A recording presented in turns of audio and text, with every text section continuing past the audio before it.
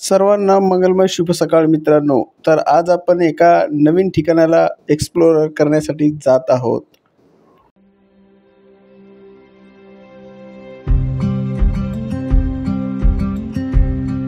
त्या निसर्गरम्य ठिकाणाचे नाव आहे माहूरगड.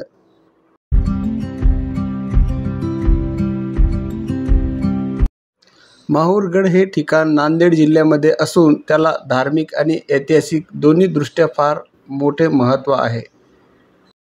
आपण जात असलेली ही नदी म्हणजेच पैनगंगा नदी विदर्भ आणि मराठवाड्याची बाउंड्री निश्चित करते.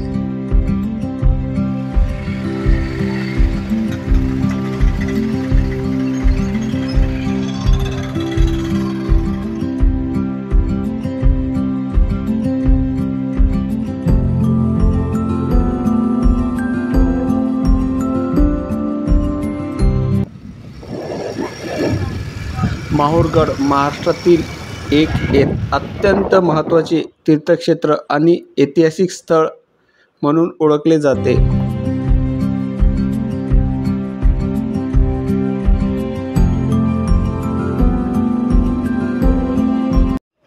माहूरगड हे धार्मिक आणि नैसर्गिक सौंदर्य असलेले ठिकाण असल्याने हिवाळ्यात भेट देणे सर्वात चांगले आहे.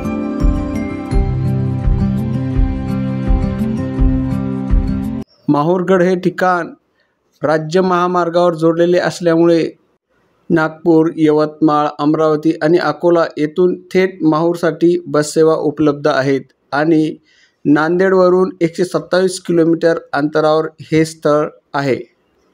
रेल्वे मार्गाने जायचे असल्यास माहूरपासून किनवट हे रेल्वे स्थानक जवळपास 50 किलोमीटर अंतरावर आहे.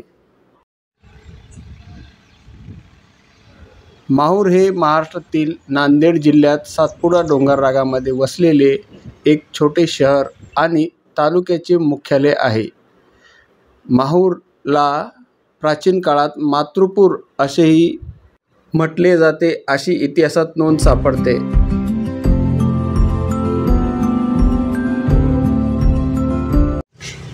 माहूरगडावर देवी रेणुका मातेचे मंदिर आहे, जे महाराष्ट्रातील 3.5 शक्तिपीठापैकी दुसरे पीठ म्हणून मानले जाते.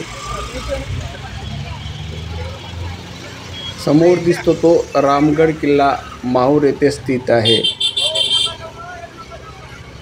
या रामगड किल्ल्याबद्दलचा इतिहास आपण पुढे पाहणारच आहोत.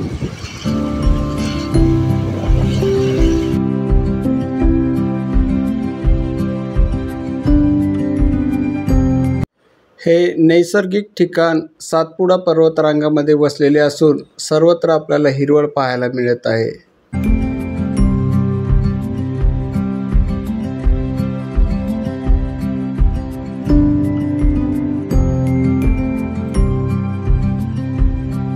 धार्मिक क्षेत्राबरोबरच माहूरगडावर एक महत्त्वपूर्ण आणि ऐतिहासिक किल्ला आहे, ज्याला रामगड किल्ला असेही म्हणतात.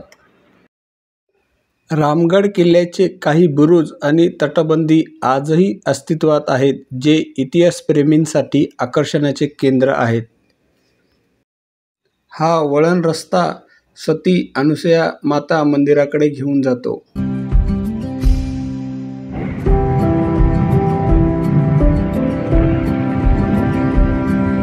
अनुसूया माता मंदिर हे माहूरच्या धार्मिक स्थळापैकी एक अत्यंत महत्त्वाचे स्थान आहे. सती अनुसूया या महान अत्री ऋषींच्या पत्नी आणि भगवान दत्तात्रेयाची माता म्हणून ओळखल्या जातात. हे मंदिर माहूरगडावर दत्तात्रेयाच्या शिखराच्या जवळच आहे. माहूरला दत्त जन्मस्थान मानले जाते आणि अनुसूया माता दत्तात्रेयाची आई असल्याने हे ठिकाण दत्तभक्तांसाठी खूप पूजनीय आहे.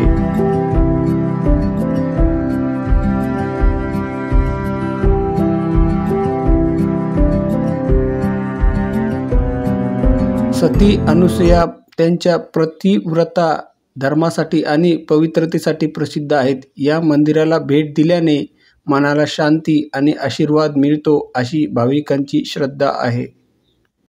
अत्यंत महत्त्वाची सूचना: मंदिरावर गेल्यानंतर माकडापासून सावध राहावे.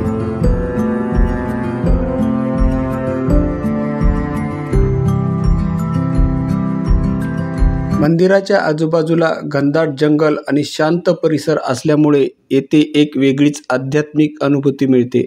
अनेक भाविक दत्त महाराजांचे दर्शन घेण्यापूर्वी अनुसूया मातेचे दर्शन घेतात. मी येथे राहणाऱ्या एका पुजाऱ्याला विचारले असता त्यांनी या संपूर्ण मंदिराचा इतिहास सांगितला.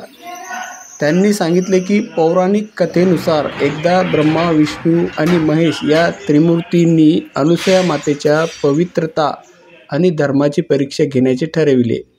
तेव्हा अनुसूया मातेने आपल्या तपोबलाने त्या तिघांनाही बालकांचे रूप दिले.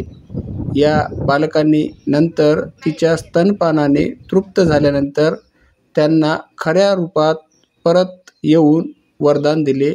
या 3 बालकांचे एकत्रित रूप म्हणजेच भगवान दत्तात्रेय होय, अशी लोकांची आख्यायिका आहे. तर आता आपण जात आहेत भगवान दत्तात्रेय यांच्या मंदिराकडे.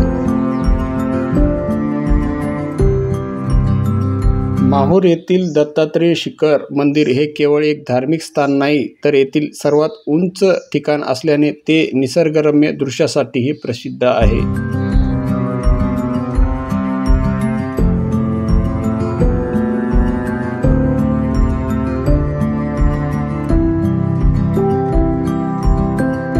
दत्त शिखरावर जाण्यासाठी पक्का रस्ता आहे, ज्यामुळे भाविकांना वाहने थेट शिखरापर्यंत पोहोचवता येते. रेणुका देवी मंदिराकडून या शिखरावर जाण्यासाठी मार्ग काढलेला आहे.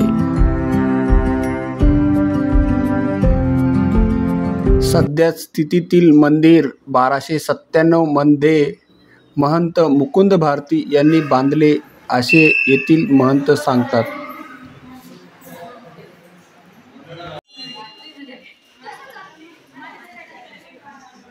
मंदिराच्याच बाजूला तुम्हाला धुनी पाहायला मिळेल, ते आजही पेटताना पाहायला मिळते. या दत्त मंदिराचे महत्त्व म्हणजेच भगवान दत्तात्रेयाचे जन्मस्थान व निद्रास्थान म्हणजे झोपण्याची जागा मानले जाते.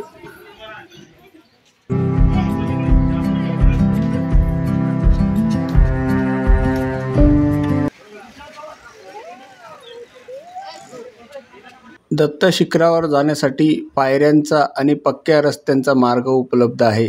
रेणुका माता मंदिरापासून दत्त शिखराचे अंतर अंदाजे 3 मैल म्हणजेच 5 ते 6 किलोमीटर एवढे येते. ह्या समोर तुम्हाला पाहायला मिळत आहेत त्या सातपुडा पर्वतरांगा आणि भव्य जंगलामध्ये या मंदिराचे सौंदर्य अजूनच फुलून दिसते. माहूर गडावर स्थित असलेल्या रामगड किल्ल्याबद्दल काही माहिती पाहू. रामगड अर्थात माहूरगड हा किल्ला नांदेड जिल्ह्यातील माहूर तालुक्यात सातपुडा डोंगररांगामध्ये सुमारे 2600 फूट उंचीवर वसलेला एक प्राचीन किल्ला आहे. हा ऐतिहासिक किल्ला यादवांच्या काळात बांधल्या गेल्याची माहिती इतिहासात पाहायला मिळते. किल्ल्यामध्ये हत्ती दरवाजा हा किल्ल्याचा उत्तरेकडील मोठा आणि प्रशस्त प्रवेशद्वार आहे. याची रचना देवगिरीच्या किल्ल्यातील चिनी महलासारखी केलेली आहे.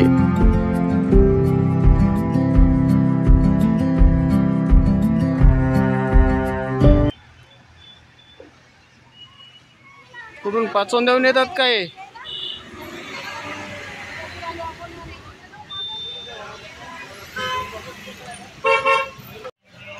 रेणुका मंदिरात मातेची मूर्ती नसून एका शिलेच्या स्वरूपात असलेल्या देवीचा मुखवटा म्हणजे तांदळासारखा म्हणून पूजला जातो. रेणुका मातेचे मंदिर हे सुमारे 800 ते 900 वर्षापूर्वी देवगिरीच्या यादवकालीन राजाने बांधले असावे असे मानले जाते. मंदिर उघडण्याची वेळ सकाळी 6, विशेष प्रसंगी पहाटे 5 वाजता उघडले जाते व रात्री 10 वाजता बंद होते. नवरात्र आणि दसरा या सणानिमित्त इथे मोठी यात्रा भरते. रेणुका माता मंदिराच्या परिसरात काम चालू असल्यामुळे तेथील जास्त व्हिडिओ घेता आलेला नाही, त्याकरिता माफी असावी. चला तर मित्रांनो, कमी वेळात आपण या तिन्ही स्थळाला एक्सप्लोर करण्याचा प्रयत्न केला। व्हिडिओ तुम्हाला आवडल्यास माझ्या चॅनलला लाईक करा, शेअर करा आणि सबस्क्राईब करायला विसरू नका। धन्यवाद।